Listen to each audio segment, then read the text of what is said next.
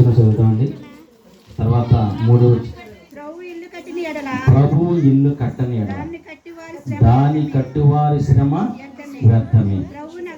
ప్రభు నగరమును కాపాడని ఎడల కావలి కాయువారు మేలుకొని ఉన్నట వ్యర్థమే.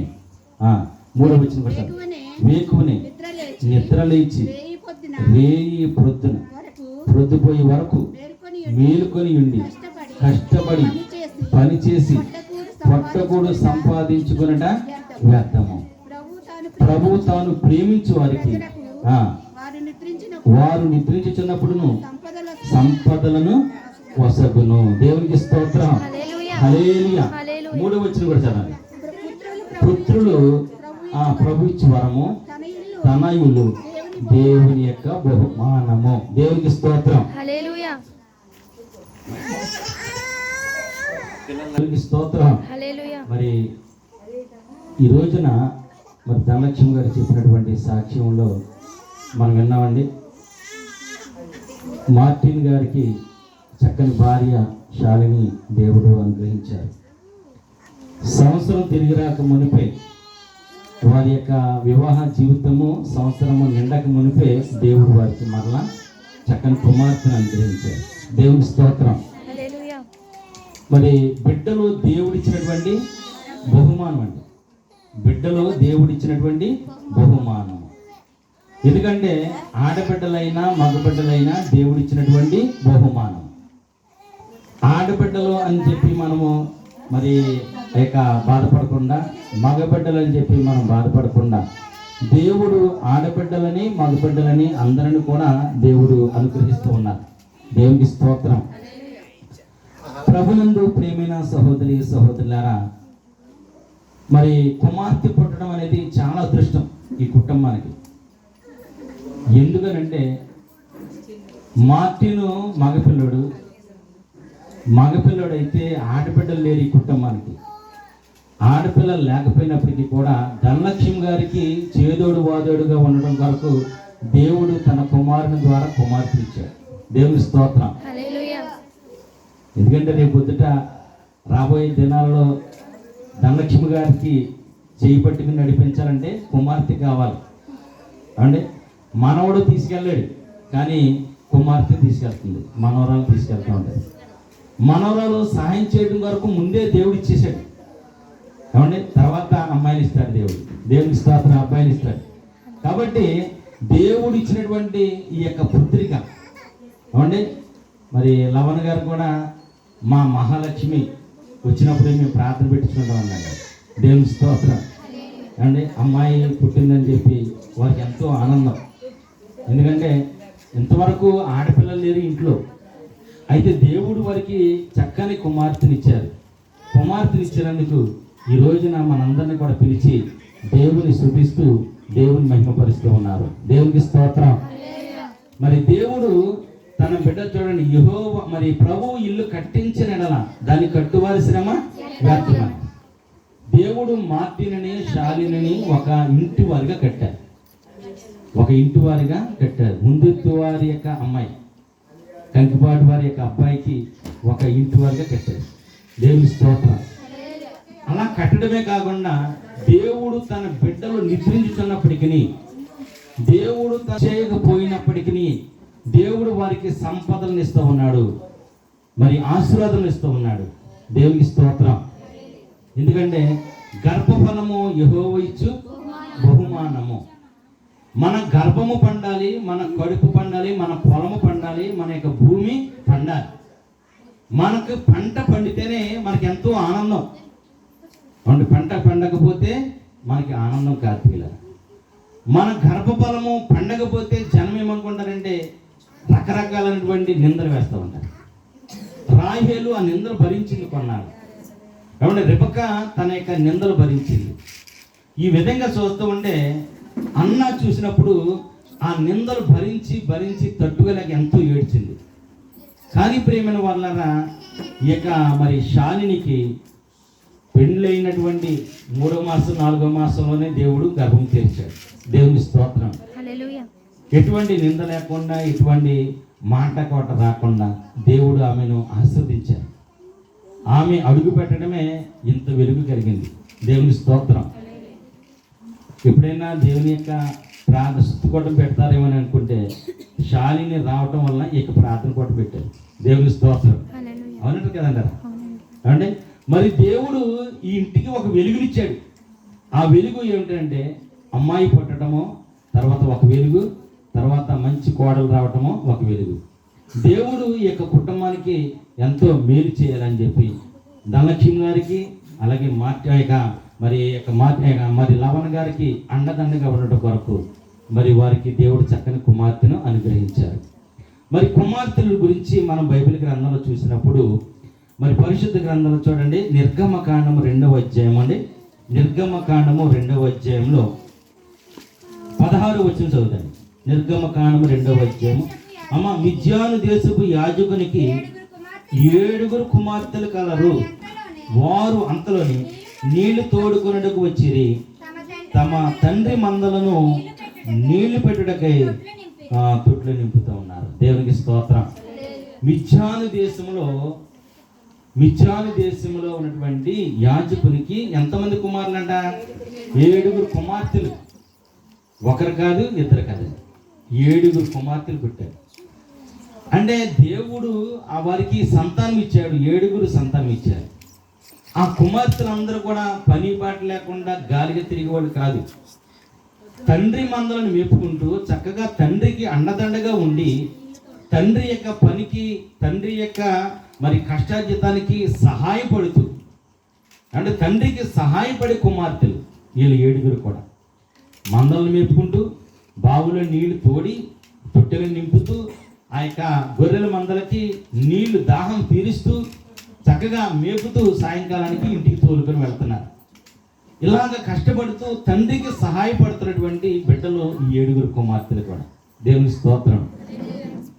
కుమార్తెలు అయినప్పటికీ కూడా తండ్రికి ఎంతో సహాయపడుతూ ఉన్నారు. ఇంకా బైబిల్ గ్రంథంలో చూసినట్లయితే ప్రియమైన సహోదరి సహోదరులారా, మరి సంఖ్యాకాండం చూడండి. సంఖ్యాకాండంలో 26వ అధ్యాయము 33 వచనం చదువుతాను. సంఖ్యాకాండము 26వ అధ్యాయము 33 వచనం. సంఖ్యాకాండము 26వ అధ్యాయము చదవండి.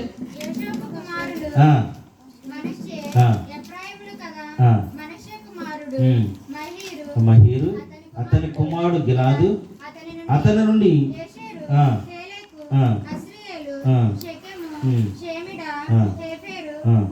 కుటుంబములు పుట్టెను. కుమారుడు సెలోపహేతునకు అతనికి కుమారులు లేరు. అతనికి ఎవరున్నారంటే కుమార్తెలు ఉన్నారంట. దేవుని స్తోత్రం. ఆ కుమార్తెలు ఎంతమంది ఉన్నారంటండి?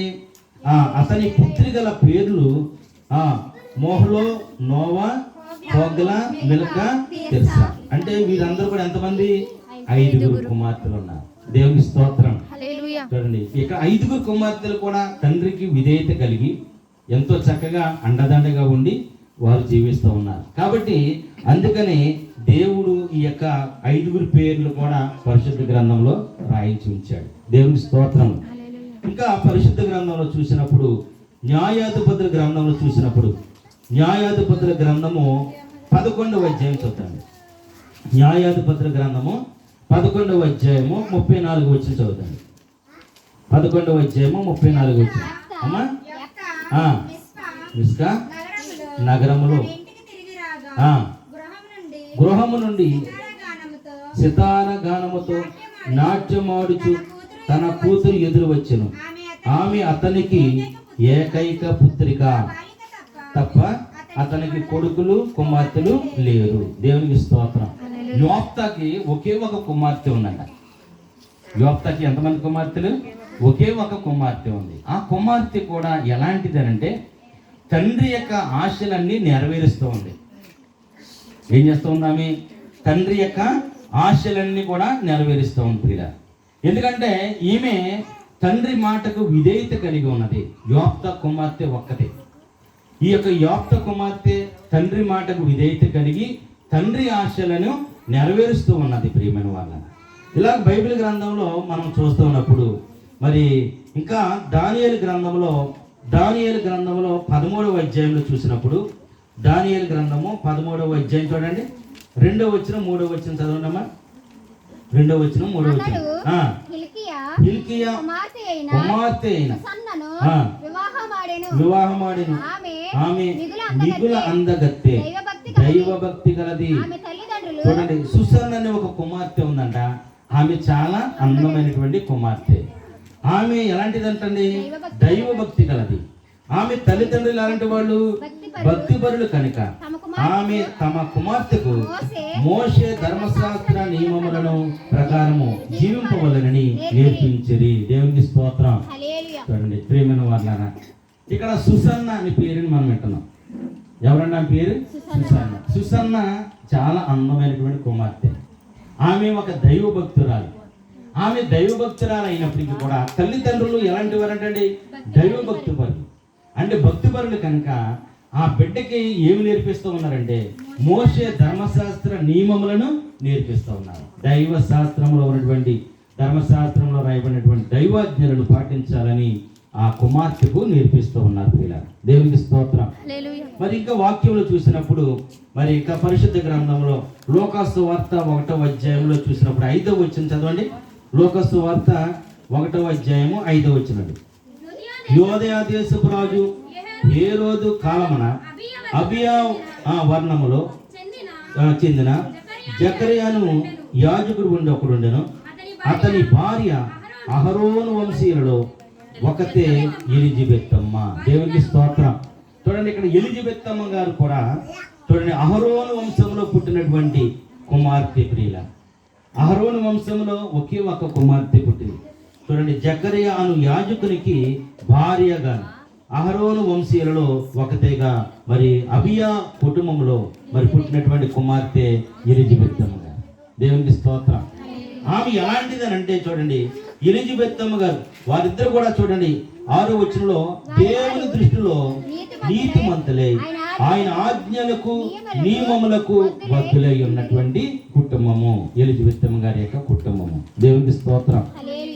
ప్రియమైన సహోదరి సహోదరులారా, ఇక్కడ ఆడపిల్లల గురించి మనం మాట్లాడుతూ ఉన్నాం. ఆడపిల్లల గురించి మనం మాట్లాడుతున్నప్పుడు నిర్గమకాండం నుండి కొన్ని మాటలు మనం నేర్చుకున్నాం. ఈ యొక్క కుమార్తెలందరూ కూడా తల్లిదండ్రుల మాట విని తల్లిదండ్రుల యొక్క మాట ప్రకారంగా జీవిస్తూ తల్లిదండ్రులకు విధేయులుగా ఉండి తల్లిదండ్రుల యొక్క ఆశలన్నీ కూడా నెరవేరుస్తూ ఉన్నారు. తల్లిదండ్రులకు విధేయులుగా జీవిస్తూ ఉన్నారు పిల్లలు. అంటే ఇలాంటి కుమార్తెలను చూసి తల్లిదండ్రులకి ఎంతో గౌరవం కలుగుతుంది. గౌరవం అనేది కలిగినప్పుడు వారికి ఎంతో ఆనందం, సంతోషం కలిగిస్తూ ఉంటారు. ప్రియమైన సహోదరి సహోదరులారా, కుమార్తెలు మరి ఈ మనం చదివినటువంటి వాక్యంలో చూసినప్పుడు ఎంత విధేయతగా ఉన్నారో మనకిచ్చినటువంటి కుమార్తెలు కూడా అంత విధేయతగా ఉండాలి. మన బిడ్డలు కూడా గౌరవం కలిగి బ్రతకాలి. మన బిడ్డలు కూడా మంచి సక్రమైనటువంటి మార్గంలో నడుచుకోవాలి. మన బిడ్డలు కూడా చక్కగా చదువుకోవాలి. మన బిడ్డలు కూడా మంచి ప్రవర్తన కలిగి జీవించాలని దేవుని యొక్క వాక్యంలో మనకు తెలియజేయబడుతూ ఉంది. దేవుని స్తోత్రం. శిరాపుత్రుడైనటువంటి యేసు జ్ఞాన గ్రంథంలో చూద్దాం. శిరాపుత్రుడైన యేసు జ్ఞాన గ్రంథము 7వ అధ్యాయము చూడండి. 7వ అధ్యాయము 23వ వచనం చదవండి. 23, 24, 25 వచనాలు అమ్మా. 23వ వచనం. వారికి విద్యాబుద్ధులు నేర్పుము, చిన్న ప్రాయము నుండి క్రమశిక్షణను గౌరవము. దేవునికి స్తోత్రం.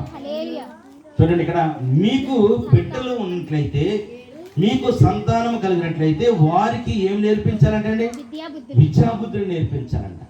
మంచి మాటలు నేర్పించాలి, చదువు నేర్పించాలి, వారికి మంచి క్రమశిక్షణ నేర్పించాలి. చిన్న ప్రాయం నుండి క్రమశిక్షణను నేర్పించండి అని. దేవునికి స్తోత్రం. బిడ్డలకి మనం ఈ చిన్నప్పటి నుండి కూడా కుమార్తె కావచ్చు కుమారుడు కావచ్చు. రాత్రి కుమారుడు గురించి విన్నాం, ఈరోజు కుమార్తె గురించి కొన్ని మాటలు నేర్చుకున్నాను.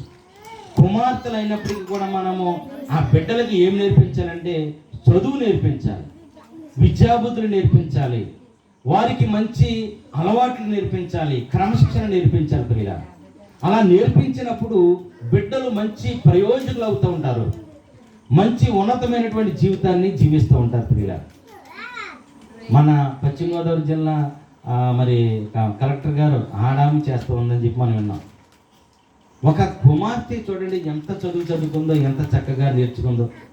ఐఏఎస్ ఆఫీసర్గా ఆమె పనిచేస్తూ అనేక మందికి ఆమె మరి అధికారిగా మన జిల్లాకి ప్రధాన పురుషురాలిగా ఆమె జీవిస్తూ ఉంది. అంటే ఆమె చదువును బట్టి, ఆమెకు ఉన్నటువంటి జ్ఞానాన్ని బట్టి దేవుడు ఆమెను మరి ఒక జిల్లా కలెక్టర్గా ఎన్నుకున్నాడు. దేవుని స్తోత్రం. అంటే ఆ చిన్ననాటి నుండి కూడా తల్లిదండ్రులు నేర్పించినటువంటి విద్యను బట్టి, ఆ తల్లిదండ్రులు నేర్పించినటువంటి యొక్క మంచి చెడ్డలను బట్టి ఆమె క్రమశిక్షణగా ఎదిగింది, మంచిగా చదువుకుంది, ఆమె ఒక మంచి ప్రయోజకురాలయ్యింది. కాబట్టి ప్రియమైన వాళ్ళరా, ఇక్కడ శిరాపుత్రుడైన యేసు జ్ఞాన గ్రంథంలో చూడండి, మీకు సంతానం గలరేని వారికి విద్యాబుద్ధులు నేర్పుము, చిన్న ప్రాయం నుండి క్రమశిక్షణ నేర్పించాలి. పిల్లలు ఆడపిల్లలు అని చెప్పి మనం అలుసుగా విడిచిపెట్టకూడదు. మనం క్రమశిక్షణ నేర్పించాలి, మంచి మాటలు నేర్పిస్తూ ఉండాలి. తర్వాత 24 వచనంలో పుత్రికల కలరేని వారిని శీలావతులుగా తీర్చిదిద్దము. చూసారండి, వారిని ఎలా తీర్చిదిద్దాలంట? శీలావతులుగా, కన్యకలుగా ఉండేలాగా చేయాలంట. ఈ రోజుల్లో చాలా మంది కుమార్తెలు ఏం చేస్తున్నారంటే 9వ తరగతి 10వ తరగతి వచ్చేటప్పటికి తల్లిదండ్రులు కాదని వారి ఇష్టానుసారంగా జీవిస్తున్నారు. తమ శరీరాలన్నీ పాడు చేసుకుంటున్నారు పిల్లలు, తమ శరీరాలన్నీ మలినపరుచుకుంటున్నారు. ఇక్కడ కుమార్తెలు ఎలా ఉండాలంటే శీలావతులుగా ఉండాలి. కుమార్తెలు ఎలా ఉండాలంట? శీలావతులుగా ఉండాలి. పెళ్ళయ్యే వరకు కూడా కన్యత్వము చెడని దానిగా ఉండాలి, కన్యకగా ఉండాలి. అంటే మనము ఎందుకు చదువుతున్నాము, ఎందుకు మనం బడికెడుతున్నాము, ఎందుకు మన తల్లిదండ్రులు ఎంత ఖర్చు పెడుతున్నారు, ఎందుకు ఎంత అప్పులు చేసి ఫీజులు పెడుతున్నారు అనేది జ్ఞానము కలిగి బిడ్డలు చదువుకుంటూ ఉండాలి. కుమార్తెలు కదని చెప్పి చక్కగా అన్ని కావలసిన అన్ని ఇస్తూ ఉంటారు పిల్లలకి. కాబట్టి కుమార్తెలు కదని అన్ని కూడా సమకూర్చి పెడుతూ ఉంటే వాళ్ళు ఇష్టానుసారంగా తమ శరీరాలన్నీ పాడు చేసుకుని చివరికి వచ్చేటప్పటికి లభోదీపం అని చెప్పి బాధపడేవారు చాలా మంది ఉన్నారు. ప్రియమైన సహోదరి సహోదరులారా, కుమార్తెలు గలవారు తమ బిడ్డలకి ఎలా ఉండాలంటే శీలవతులుగా తీర్చిదిద్దుము, వారి పట్ల ఎక్కువ గారాబం చూపించకూడదు, ఎక్కువగా గారాబం అనేది చూపించకూడదు. పిల్లలు, మా పిల్లలు నలుగురు పిల్లలు 5వ తరగతి వరకు మా ఇంటి దగ్గర చదువుతున్నారు. 5వ తరగతి అంటే 10వ సంవత్సరం వయసు వచ్చేవారు. 10వ సంవత్సరం వయసు వచ్చిన తర్వాత వాళ్ళని తీసుకెళ్ళి ఏలూరులో విడిచిపెట్టేశారు. అంటే 10వ సంవత్సరం దాటింది, 11వ సంవత్సరంలో అడుగుపెట్టారు, వాళ్ళని ఏలూరులో విడిచిపెట్టేశారు. హాస్టల్లో జాయిన్ చేసి వారిని 6వ తరగతి నుంచి అక్కడే చదివించడం మొదలుపెట్టారు. కాబట్టి చిన్న పిల్లలు బట్టలు ఉతుక్కోవడం రాదు, వాళ్ళు మొహం కడుకోవడం రాదు, స్నానం చేయడం రాదని చెప్పి మనం గారాబం పెట్టకుండా అలా విడిచిపెట్టేయడం వలన వాళ్ళు మంచిగా చదువుకోవడానికి అవకాశం దొరికింది. దేవుని స్తోత్రం. ఎందుకంటే మన పిల్లలు మన సంఘాల్లో ఉన్నటువంటి వాళ్ళు ఏం చేస్తారంటే వాళ్ళు చదువుకోరు, పక్కన ఉన్న వాళ్ళని చదువుకొని ఉంటారు. ఎలా చెడగొట్టాలి, ఎలాగా న్యూసెన్స్గా చేయాలని చెప్పి చూస్తాం. మన పిల్లలని భద్రంగా దాచుకోవాలి, మన పిల్లలని క్రమశిక్షణగా నేర్పిస్తూ ఉండాలి. దేవుని స్తోత్రం. ఆడపిల్ల అయినప్పటికీ కూడా మనం ఎప్పుడైతే గారాబం పెట్టకుండా మనం చక్కగా శీలవతులుగా తీర్చిదిద్దుతామో మరి దేవుడు ఆ బిడ్డలని ఎంతో ప్రేమిస్తారు, ఎంతో ఆస్వాదిస్తూ ఉంటారు. దేవునికి స్తోత్రం. 25వ వచనంలో కుమార్తెకు పెళ్లి చేసిన వాడు దొడ్డ కార్యములు చేసిన వాడు అవుతాడు, కానీ ఆమెను వివేకము గల యువకునికి ఇమ్ము. ఎవరికి ఇవ్వాలంట? వివేకము కలిగిన వారికి ఇవ్వాలి. ఎవడో మంచివాడు కదా, మనకు దగ్గరుడు కదా, లేదా మేనమామ కదా, మేనలుడు కదా, పనికిమానులందరికీ మనం పెళ్లి చేస్తే కనుక పిల్లలు ఏమవుతారంటే మానసికంగా కుమిలిపోతూ ఉంటారు. కాబట్టి ఆ పిల్లలకి ఎవరిని ఇవ్వాలంటే వివేకం గల వాడిని వెతికి వారికి పెళ్లి చేయాలండి. అది తల్లిదండ్రుల యొక్క బాధ్యత. దేవుని స్తోత్రం. అవునండి, తల్లిదండ్రులు పిల్లలకి, ఆడపిల్లలకి ఇచ్చే బహుమానం ఏంటంటే వివేకం గలవానికి పెళ్లి చేయాలి. అవివేకులకి, త్రాగుబోతులకి, తిరుగుబోతులకి పెళ్లి చేసి ఏదో కట్నం తక్కువ కదని చెప్పి ఆలోచిస్తే కనుక జీవితాంతం కూడా ఆడపిల్లలు కుమిలిపోతూ ఉంటారు, వేదన చెందుతూ ఉంటారు. అలాంటి పరిస్థితి రానకుండా తల్లిదండ్రులు ముందుగానే మనం ఆలోచన చేసి మంచి వినయవంతులకి, వివేకవంతులకి పెళ్లి చేసేవారిగా ఉండాలి. దేవుని స్తోత్రం. హల్లెలూయా. మరికొక మాట చూద్దాండి. మరి 14వ అధ్యాయం చూద్దాం. శిరాపుత్రుడైన యేసు జ్ఞాన గ్రంథంలో 14వ అధ్యాయము 26వ వచనం చూద్దాం. వృక్షపు నీడలో నివసింపనిమ్ము, నీవు దాని కొమ్మల క్రింద కాపురము చేయించు ఎండ తప్పించుకునము. దేవునికి స్తోత్రం. అంటే నీ బిడ్డలకి విజ్ఞానం అనే వృక్షం క్రింద పెంచాలి. విజ్ఞానం అంటే మంచి జ్ఞానం అనేటువంటి వృక్షం క్రింద బిడ్డలను పెంచేవారిగా ఉండాలి. ఆడపిల్లలని మనము గారాభంగా పెట్టడమే కాకుండా మనము వారికి క్రమశిక్షణ నేర్పించాలి. విజ్ఞానం అనే చెట్టు క్రింద పెంచేవారిగా ఉండాలి. విజ్ఞానం నేర్పించాలి. పిల్లలు చదువు బాగా మంచి నేర్పించాలి. మనం చదువుకున్నటువంటి చదువులను బట్టి బిడ్డలు జ్ఞానవంతులు అవుతారు. మంచి జ్ఞానం కలిగినటువంటి బిడ్డలుగా సంఘంలో తయారవుతూ ఉంటారు. దేవుని స్తోత్రం. మరి ఇంకొక మాట చూద్దామండి. శిరాపుత్రుడైనటువంటి యేసు జ్ఞాన గ్రంథంలో 22వ అధ్యాయము 10వ వచనం 11వ వచనం చదువుదాం. 22వ అధ్యాయము పొగరుబోతులుగా మర్యాద లేని వారిగా పెరిగిన పిల్లలు గౌరవం గల కుటుంబమునకు కూడా అపకీర్తి తెస్తారు. పొగరుబోతు పిల్లలు అంటారు కొంతమంది. అంటే ఎలాంటి పిల్లలు ఉంటారంట? ఆడపిల్లలు కూడా పొగరుబోతు పిల్లలు ఉంటారు. చూడండి, వారు మర్యాద లేని వారిగా పెరిగిన వారు పిల్లలు కాబట్టి వారి వలన ఏం కలుగుతుందంటే ఆ తర్వాత ఆ కుటుంబానికి ఏం కలుగుతుందంట? అపకీర్తి కలుగుతుంది. అపకీర్తి కలుగుతుంది. పిల్లలు మన బిడ్డలకి క్రమశిక్షణ నేర్పించాలి. మన బిడ్డలని విద్యాబుద్ధులుగా విద్య నేర్పించాలి. విజ్ఞానమైన వృక్షం క్రింద పెంచాలి. పిల్లలు అలా చదివించినప్పుడు, చక్కగా నేర్పించినప్పుడు మనకి అపకీర్తి కలిగించకుండా మంచి జ్ఞానవంతులుగా ఎదుగుతూ ఉంటారు. పిల్లలు ఎన్నో సమస్యలు వచ్చినా, ఎన్ని ఒడిదుడుకులు వచ్చినా వారు తొట్టిల్లు పోకుండా ఉంటారు.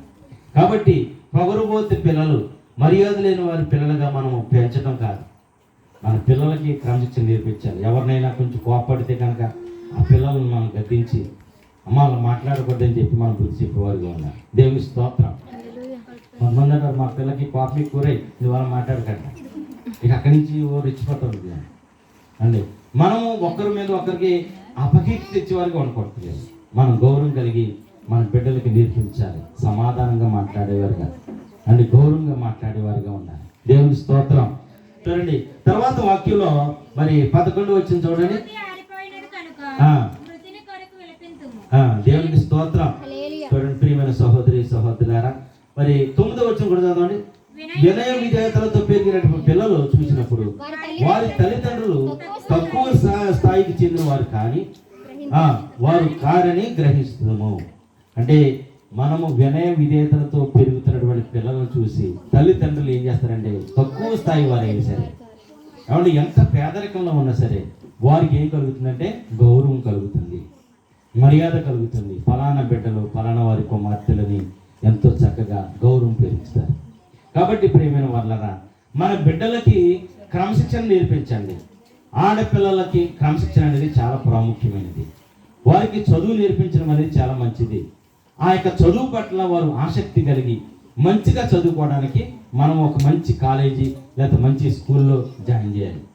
కాబట్టి మనం పెళ్లి చేసేటప్పుడు కూడా మంచి యువకుని చూపించి మరి యొక్క వినయం గల వారిని చూసి ఆ యొక్క కుమార్తెకు పెళ్లి చేయాలని చెప్పి మనం వింటూ ఉన్నాం. ప్రియ అలాంటి పిల్లలను చూసి మనము తక్కువ స్థాయి గలవారమైనప్పటికీ కూడా మనకి కనీసం మరి నివసించడానికి నివాస గృహం సరైనది కాకపోయినప్పటికీ కూడా మనకి ఎటువంటి అవమానం అనేది కలగదు. ప్రియ పెద్ద బిల్డింగ్లో ఉండి మనకి అవమానకరమైనటువంటి బిడ్డలను చూసినప్పుడు ఎంతో కుమిలిపోతూ ఉంటారు. ప్రియమైన వాళ్ళ మనము ఇల్లుని కాదు కానీ సంపాదించుకోవడం కాదు కానీ మన బిడ్డలని క్రమశిక్షణగా నడిపించాలి, మంచి మార్గంలో నడిపించే వారిగా ఉండాలి. అప్పుడే మనకి గొప్ప మరి గౌరవం కలుగుతుంది. దేవుని స్తోత్రం. మరి ఇంకా పరిశుద్ధ గ్రంథాలను చూసినప్పుడు మరి శిరాపుత్రుడైన యేసు జ్ఞాన గ్రంథంలో 26వ అధ్యాయము 10వ వచనం 11వ వచనం చదవండి. తలబిరుసు కుమార్తెను చూడండి. ఎలాంటి కుమార్తె అండి? తలబిరుసు కుమార్తెను ఏం చేయాలంట? ఒక కంట కనిపెడుతూ ఉండాలి. ఏమో ఎక్కడికి వెళ్ళిందంటే ఏదో గొడవ తీసుకొస్తుంది, లేకపోతే ఏదో ఒక అవమానం వస్తుంది అన్నటువంటి పరిస్థితిలో ఒక కంట కనిపెడుతూ ఉండాలంట. దేవుని స్తోత్రం. అండి తలబిరుసుతనం కలిగినటువంటి కుమార్తెలు ఉంటారు. ఒకవేళ తల్లిదండ్రులు కోపగించి ఏదన్నా బుద్ధి చెప్తూ ఉంటే నేను భోజనం చేయను, లేకపోతే నేను ఇలా ఉంటాను అలాగైపోతానని చెప్పి బెదిరిస్తూ ఉంటాను. తలపిలుస్తున్న కుమార్తెలు మౌనమైక భోజనం చేయకుండా తల్లిదండ్రులను బాధ పెడుతూ ఉంటారు. ఏమండి, అలాంటి పిల్లలు తలబిరుసుతనం కలిగినటువంటి పిల్లలు అని చెప్పి దేవుని యొక్క వాక్యం మనకు తెలియజేస్తుంది. అటువంటి వారికి ఏం చేయాలంటే ఒక గంట కనిపెడుతూ ఉండాలి. లేదని ఆమె అవకాశం చూసి ఏం చేస్తుందంట, కాని పనులు చేస్తూ ఉంటుంది. అవకాశం చూసి ఏమేం చేస్తూ ఉంటుంది, కాని పనులు చేస్తూ ఉంటుంది. ప్రియమైన వాళ్ళారా, కుమార్తెలు ఒక్క కుమార్తె అయినా సరే చాలు, మనకి అవమానం తీసుకురావాలంటే మనకి ఒక క్షణం పడుతుంది. ఏమండి, 7 కుమార్తెలైనా 6 కుమార్తెలైనా చూడండి, మరి యొక్క చూడండి మిద్యాను దేశంలో మోషే యొక్క మరి మరదలు 6 ఉన్నారు పిల్లలు. అంతా కుమార్తెలు ఎటువంటి అవమానం లేకుండా చక్కగా జీవిస్తూ ఉన్నారు. అంటే వాళ్ళకి నేర్పించినటువంటి విధానాన్ని బట్టి చక్కగా వారు నేర్చుకున్నారు. మరి ఇంకా చూస్తూ ఉండే వాక్యంలో 11 వచ్చింది చూడండి. ఆ యువతి సిగ్గుమారిన చూపులను గమనించుచుండము, ఆమె నీకు తలవంపులు తెచ్చిన ఆశ్చర్యపడవలదు. ఆమె చూపుల్లో కూడా రకరకాలైనటువంటి చూపులు చూస్తూ ఉండదండి. అంటే కుమార్తెలు అలాంటి వారిగా మనం ఉండకూడదు. దేవుని స్తోత్రం. అంటే మనం స్కూల్కి వెళ్తున్నాము, వస్తున్నాము, కాలేజీకి వెళ్తున్నాము, వస్తున్నాము అంటే మనం చాలా జాగ్రత్తగా ఉండాలి. అంటే తల్లిదండ్రులకి గౌరవార్థంగా ఉండాలి. కాబట్టి చక్కగా మనం చదువుకోవాలి, నేర్చుకోవాలి, మనము బుద్ధి తెచ్చుకొని జ్ఞానము కలిగి మనము మంచి ఉన్నతమైన చదువులు చదువుకునే వారిగా ఉండాలి. దేవుని స్తోత్రం. అలాంటి పిల్లలకి మనకి ఎటువంటి ఆ బిడ్డల వలన ఎటువంటి సిగ్గు కలగదు, ఎటువంటి అవమానం అనేది కలగదు. కాబట్టి ఆ పిల్లలకి మనము నేర్పించిన విధానాన్ని బట్టి, ఆ యొక్క తల్లిదండ్రులు నేర్పించినటువంటి పద్ధతులను బట్టి ఆ యొక్క పిల్లలు నేర్చుకుంటూ ఉంటారు. పిల్లలు దేవునికి స్తోత్రం. మరి 30వ అధ్యాయం చూద్దామండి. శిరాపుత్రుడైన యేషయా గ్రంథంలో 30వ అధ్యాయము 11 వచ్చింది చూడండి. చూడండి, బాల్యమున ఏం చేయాలంటండి, బిడ్డనికి స్వేచ్ఛనిగి రాదు, అతని తప్పిదములకు దండన విధించి తీరవలెను. స్వేచ్ఛనివ్వకూడదు. ఆడపిల్లలైనా సరే మగపిల్లలైనా సరే పిల్లలని స్వేచ్ఛగా వదిలిపెట్టేస్తే కనుక వారు ఎన్నెన్నో రకరకాలైన పనులు చేస్తూ ఉంటారు. కాబట్టి వారికి తగినటువంటి విధంగా మనం శిక్షణ ఇవ్వాలి, తగినటువంటి విధంగా బుద్ధి చెప్తూ ఉండాలి, తగిన విధంగా మనం నేర్పిస్తూ ఉండాలి. పిల్లలు అలా నేర్పించినప్పుడు మన బిడ్డలు కూడా మంచి ప్రయోజకులు అవుతారని చెప్పి దేవుని యొక్క వాక్యంలో మనం చూస్తూ ఉన్నాం. దేవునికి స్తోత్రం. మరి ఎలిజబెత్తమ్మ గారు లోకాసు వార్త 1వ అధ్యాయం 5వ వచనం చూసినప్పుడు ఆమె దైవభక్తి గల కుటుంబంలో పెరిగింది. ఏ కుటుంబంలో పెరిగిందంట? దైవభక్తి గల కుటుంబంలో పెరిగింది. దైవభక్తిలోనే ఆమె జీవించింది. దైవభక్తునికి పెళ్లి చేయబడింది, యాజకునికి పెళ్లి చేయబడింది. యాజకునికి పెళ్లి చేయబడిన తర్వాత వృద్ధాప్యం వరకు కూడా వారికి సంతానం లేకపోయినప్పటికీ ఎటువంటి పొరపాటు అనేది రాకుండా, ఎటువంటి తప్పిదములు లేకుండా దేవుడు ప్రసాదించే సంతానం కొరకు ఎదురు చూశారు తప్ప ఎటువంటి పాపము చేయలేదు. దేవుడి స్తోత్రం. కాబట్టి అలాంటి కుమార్తెగా మనం పెరగాలి. అలాంటి కుమార్తెగా మనం ఉండాలి. కాబట్టి కుమార్తెలు ప్రతి ఒక్కరు కూడా గమనించుకోవాలి. ఎందుకంటే మనం దేవుని యొక్క వాక్యాన్ని వింటున్నాము, దేవుని యొక్క వాక్యాన్ని చదువుతున్నాం. కాబట్టి మనం దేవుని పట్ల భయభక్తులు కలిగి మన కుటుంబానికి గౌరవం కలిగినటువంటి బిడ్డలుగా ఉండాలి. గౌరవం తెచ్చే బిడ్డలుగా మనం ఉండాలి. మన కుటుంబానికి కాదు, మన సంఘంలో కూడా మంచి పేరు తెచ్చుకోవాలి.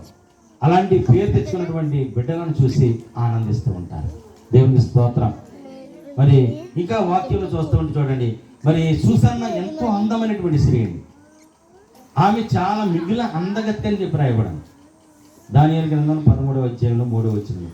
ఆమె అందగత్తె అయినప్పటికీ కూడా చూడండి, ఆమె ఎటువంటి పొరపాటు చేయకుండా మోషే ధర్మశాస్త్రం ప్రకారంగా ఆజ్ఞలను పాటిస్తూ, నియమాలను పాటిస్తూ ఆమె చక్కగా జీవిస్తూ ఉన్నది.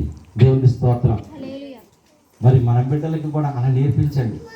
ఒక కుమార్తె కదని చెప్పి మనం గారాబం పెట్టి, లేకపోతే మన బిడ్డలు ఆడపిల్లలు కదని చెప్పి మనం ఏదో చదువు సంజయం లేకుండా మనం ఆడిపించేసి అలా చేయకూడదు. మన బిడ్డలకి ఎంత చదువుకుంటారో అంత చదువు చదివించండి, మంచి ప్రయోజకులు అవుతారు. ఈ రోజున ఆడపిల్లలు ఎక్కువగా ఉద్యోగాలు చేస్తూ ఉన్నారు. దేవుని స్తోత్రం. కాబట్టి ఆడపిల్లలు మంచి మంచి చదువులు చదువుకుంటున్నారు. ఈ రోజున విమానాలు నడిపించేది ఎవరంటే పైలట్లు, ఆడపిల్లలే. అంటే విమానాలు నడిపించేవారు పైలట్లు ఎవరు తెలుసా? ఆడపిల్లలు. అంటే ఆడపిల్లలు చేయలేని ఏది కూడా లేదు. మగవారితో సమానంగా పనిచేస్తున్నారు ఆడపిల్లలు. కాబట్టి చక్కగా పనిచేస్తున్నారు, చక్కగా వింటున్నారు, వారు చక్కగా డ్యూటీలు చేసుకుంటున్నారు. ఎక్కడ చూసినా ఆడపిల్లలే ఎక్కువగా ఉద్యోగం చేస్తూ ఉన్నారు. కాబట్టి ప్రియమైన వాళ్ళారా, ఆడవారికి మగవారికి అంతా సమానమే, ఆస్తుల సమానం, ఏమండి హోదాలో సమానం, అన్నిట్లో కూడా సమానమే. ఏమండి ప్రతి విషయంలో కూడా సమానంగానే ఉంటుంది. ఎందుకంటే మన భారతదేశంలో సుప్రీంకోర్టు కూడా అధికారం ఇచ్చేసింది మరి ఆడపిల్లలకి మగ పిల్లలకి కూడా సమాన హక్కులు ఇవ్వాలని. ఏమండి అంత అధికారం ఇచ్చినప్పుడు మన బిడ్డలకి కూడా మనం అలసిగా చిన్నచూపు చూడకూడదు. ఆడపిల్లల్ని చిన్నచూపు చూసి ఏదో చదివించాంలే ఆపేసాంలే అని చెప్పి అనుకోకూడదు. పిల్లలకి మంచిగా మనకు విద్యాబుద్ధులు నేర్పించండి, మంచి ఉన్నతమైనటువంటి స్థితులకు నడిపించండి. అప్పుడు దేవుడు మీ బిడ్డలను బట్టి మీకు ఎంతో గౌరవం కలుగుతుంది, ఎంతో చక్కని మర్యాద కలుగుతూ ఉంటుంది.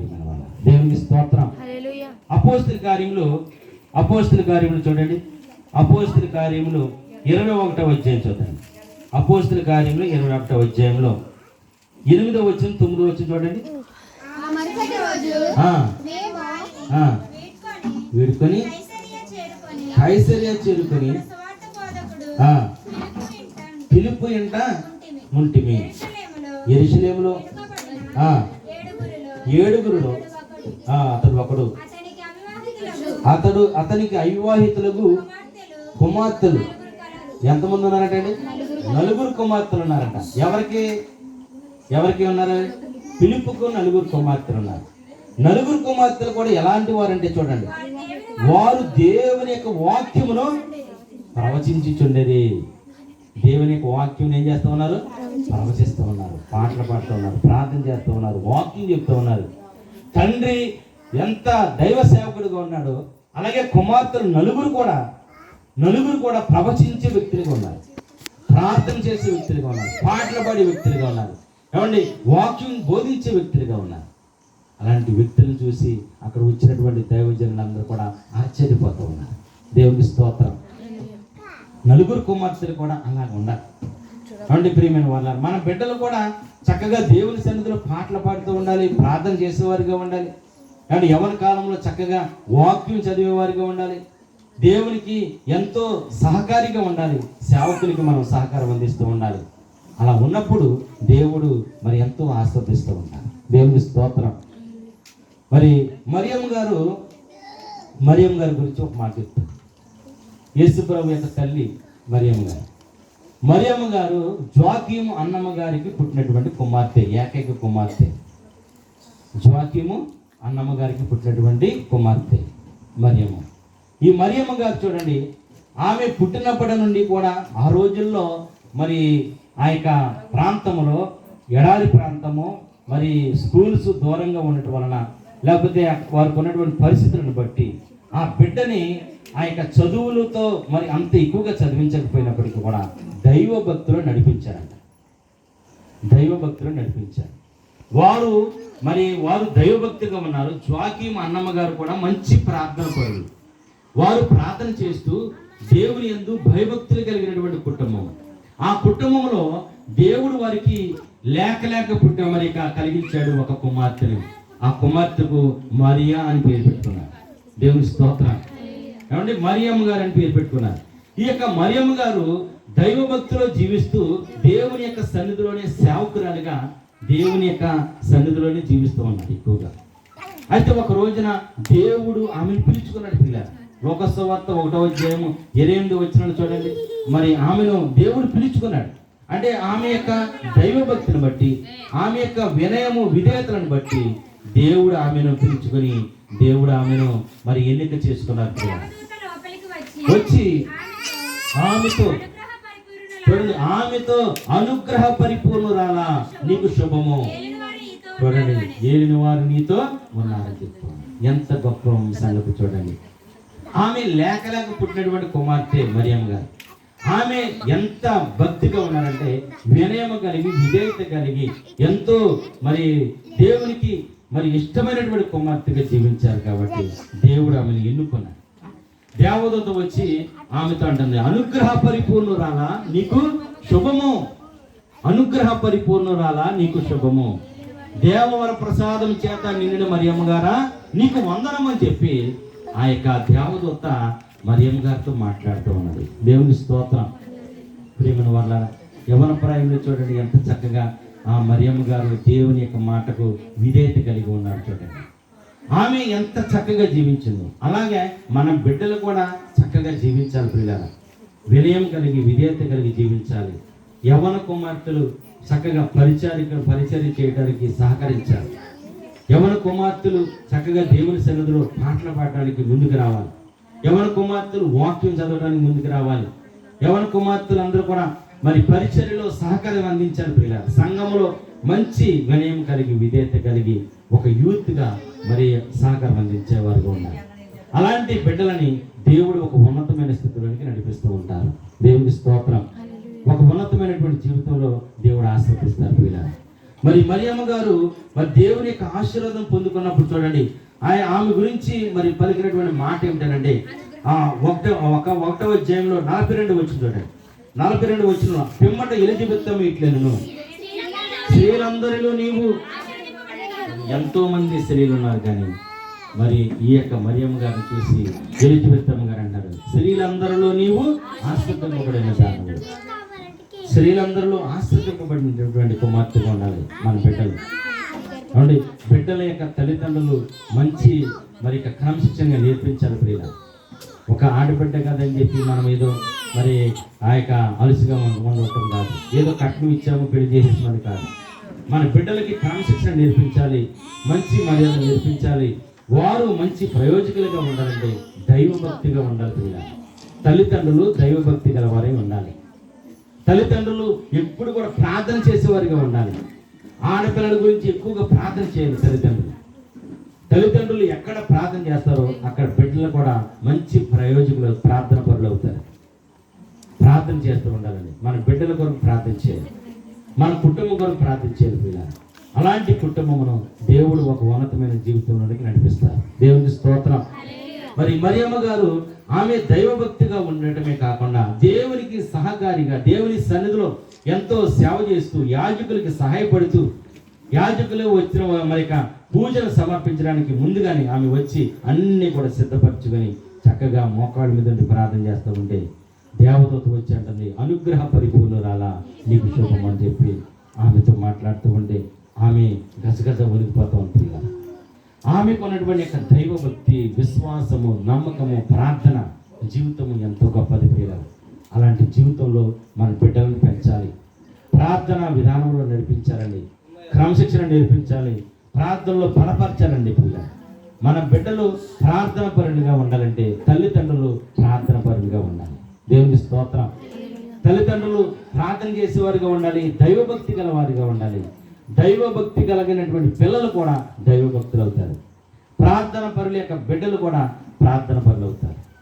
అండి ఇంట్లో మనము చక్కగా ఎన్ని సంపాదించినా ఆ సంపాదన కాదు, కానీ మన బిడ్డలకి మనమును బట్టి మన బిడ్డలు నేర్చుకుంటూ ఉంటారు. దేవుని స్తోత్రం. యెహెజ్కేలు గ్రంథంలో ఉంది, తల్లిని బట్టి బిడ్డ నేర్చుకుంటారండి. తల్లిని బట్టి తన యొక్క బిడ్డ జీవిస్తూ ఉంటారు. తల్లి ఆ చేలో మేస్తూ ఉంటే బిడ్డ అంట గట్టి మీద మేయదు అండి. ఒక సామెత ఉంది. తల్లిని బట్టి బిడ్డ కూడా ఎక్కడ ఉంటుంది? తల్లి వెనకాలే ఉంటుంది. కాబట్టి తల్లిలు, ఆడపిల్లలు కలిగినటువంటి తల్లులు చాలా జాగ్రత్తగా ఉండాలి అండి. ఆడపిల్లలు కలిగినటువంటి తల్లులు బిడ్డల కొరకు ఎక్కువగా ప్రార్థన చేయాలి, కుమార్తెల కొరకు ప్రార్థన చేయాలి. ఆడపిల్లలు కలిగినటువంటి తల్లులు ఎంత వినయంగా ఉంటే ఆ కుమార్తెలు కూడా అంత వినయంగా ఎదుగుతూ ఉంటారు. ఆడపిల్లలు కలిగినటువంటి తల్లులు ఎంత ప్రార్థన పరురాలైతే బిడ్డలు కూడా అంత ప్రార్థన పరులు అవుతారు. ప్రార్థన చేస్తూ ఉంటారు, పాటలు పాడుతూ ఉంటారు, ప్రవచించే వారిగా ఉండాలి. ఫిలిప్పు కుమార్తెలు నలుగురైనప్పటికీ కూడా ప్రవచించే వారిగా ఉండాలి.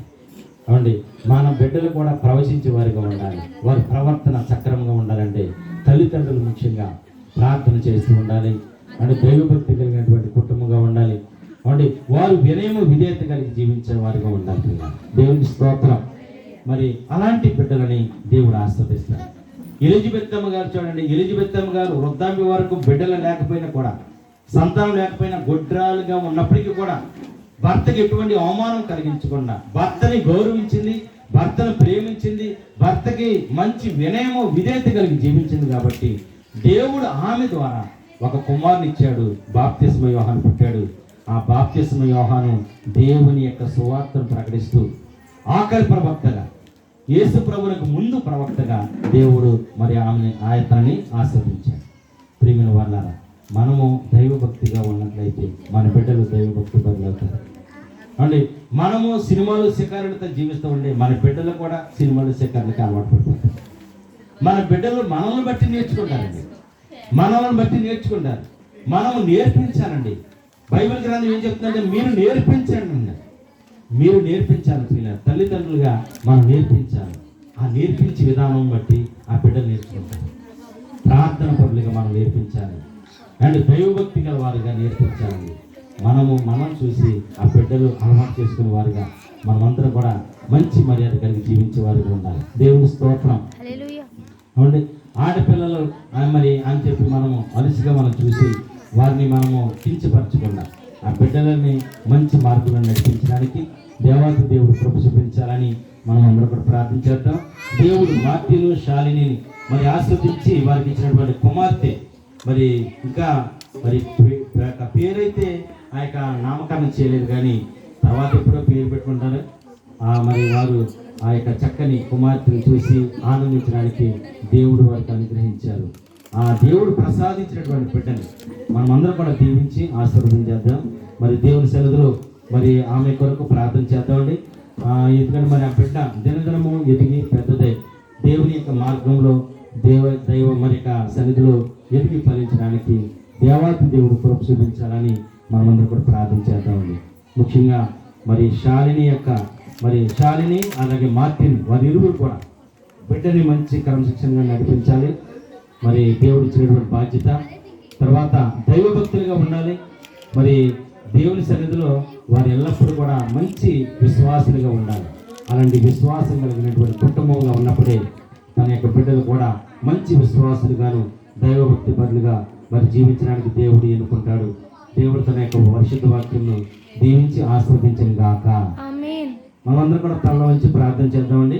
అందరూ కూడా తల వంచండి, కళ్ళు మూసుకొని విన్నటువంటి వాక్యం బట్టి మనం అందరూ కూడా ప్రార్థన చేద్దామండి. బిడ్డను తీసుకురండి అమ్మ బయటికి. ప్రార్థన చేద్దామండి. అందరూ తల వంచండి, కళ్ళు మూసుకొని ప్రార్థన చేద్దాం.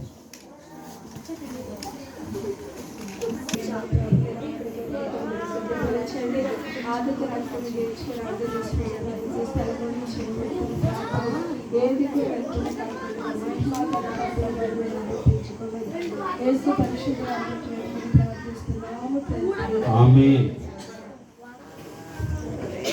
చిన్న ప్రార్థన చేద్దాం.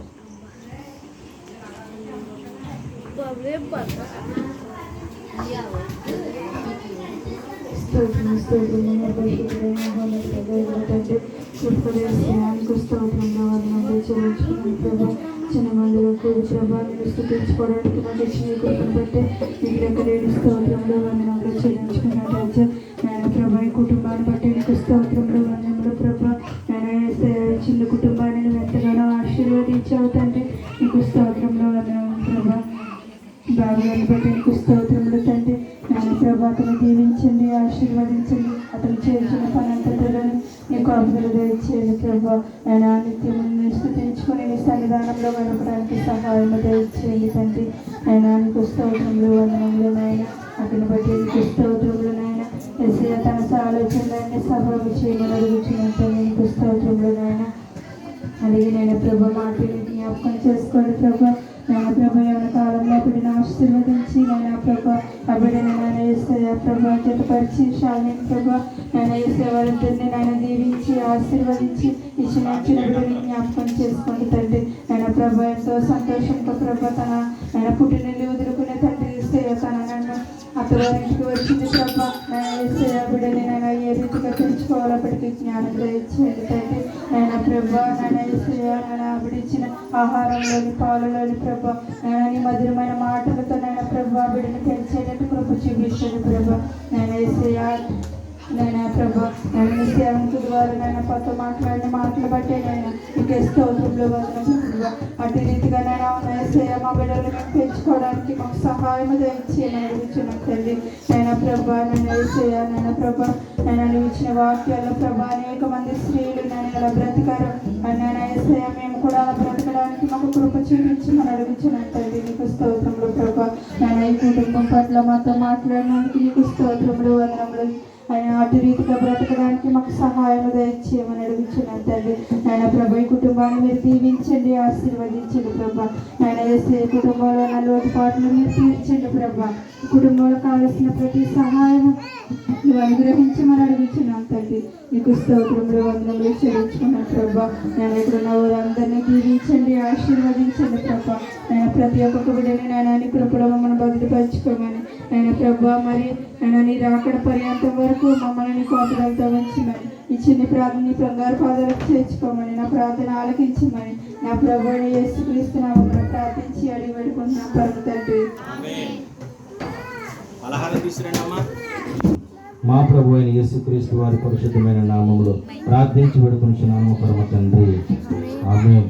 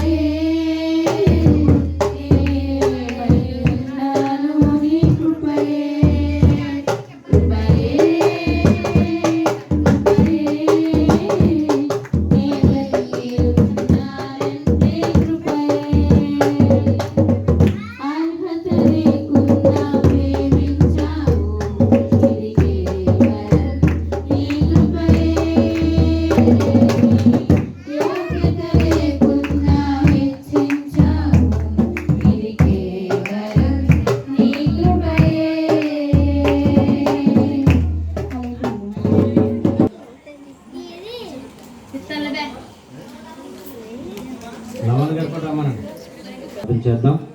అందరూ దయచేసి తలలోంచి ప్రార్థనలు ఎదుర్కొంచండి.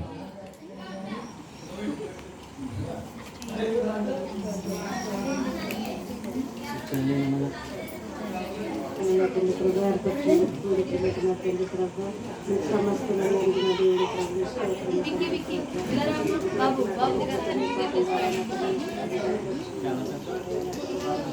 తల్లి ప్రభు నా తల్లి ప్రభు మీరు నా తల్లి ప్రభు కుటుంబం బట్టి నిమిత్తం బట్టి నా తల్లి మరి దైవం ద్వారా నా తల్లి మాట్లాడిన బట్టి కొందరు తండ్రి లభించిన ప్రభాతాలు చూస్తున్నారు ప్రభా ప్రేమించినటువంటి నా తండ్రి ప్రభా మరి మార్చి గారిని ప్రభా మరి అక్కడ ఇచ్చిన బాధ్యత జతపరిచిన తండ్రి ప్రభా అప్పటికి నా తండ్రి ప్రభా స్తోత్రాలు నా తండ్రి ప్రభా గడపడి నా తండ్రి ప్రభు వాళ్ళు నా తండ్రి మరి డెలివరీ వరకు కూడా కలిసి ప్రాప్తంగా తండ్రి సమయంలో కూడా తోడేది నా తన ప్రభావం మరి ఈ గృహానికి మరి నా తన క్షేమకరంగా నా తల్లి బంధాల ప్రవేశిస్తూ తండ్రి ఆవిడ కుటుంబానికి చేసిన మేలుని బట్టి నా తన ప్రభ నీకు కృతజ్ఞతాస్తులుగా నా తన ప్రభ కూడికి ఏర్పరిచింది నా ప్రభావిస్తోత్రాలు వందనాల ప్రభ తల్లి చిన్న బిడ్డ ఆశ్రయించిన ప్రభ నా తల్లి ప్రభ ఇచ్చిన తల్లి నా తల్లి ప్రభ ఆవిడని ఏ విధంగా నా తల్లి ప్రభ దైవశులతో నా తల్లి ప్రభ కలిసాలని జ్ఞానాన్ని వేసుకొని ఆవిడ దైవ స్తోత్రాలు తండ్రి ప్రభావ ఆవిడకి నాకు మంచి జ్ఞానం వేయకుండా దయచేసి నీ యొక్క మంచి నడుపులో నీకు ప్రేమలో మంచి మార్పులు నడుతుంది ప్రభావ నడిపించి చూపించవలసిన తండ్రి ప్రభావ దూరదర్శనంలో నా తండ్రి ప్రభావ కష్టంలో పనిచేసిన సంపరమైన ఆరోగ్యం దయచేసి